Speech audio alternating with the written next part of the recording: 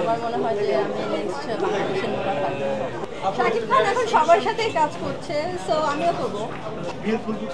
না ডিরেক্টরকে কোয়ার্টিস্টকে এটা আমি এখনো বলতে পারছি না, কারণ এখনো বলা যাবে না। সো শুটিং হাফ শেষ আর হাফ বাকি আছে, সো যখন শেষ হবে তখন আমরা তোমাদেরকে জানিয়ে দেবো।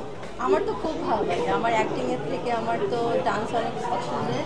আর আমার মনে হয় যে আমি নেক্সট বাংলাদেশের নোরা ফাতেহি হব। দ্যাটস ওয়াই আমার প্রিপারেশন। এটা তো সবাই তো ড্রিম থাকে যে নায়িকা হবে, সিনেমার নায়িকা হবে। সো আমারও ভালো লাগছে, কেন হবে না? সে তো এখন সবার সাথেই করছে, সো ইনশাআল্লাহ আমারও হবে। শাকিব খান এখন সবার সাথেই কাজ করছে, সো আমিও করবো। না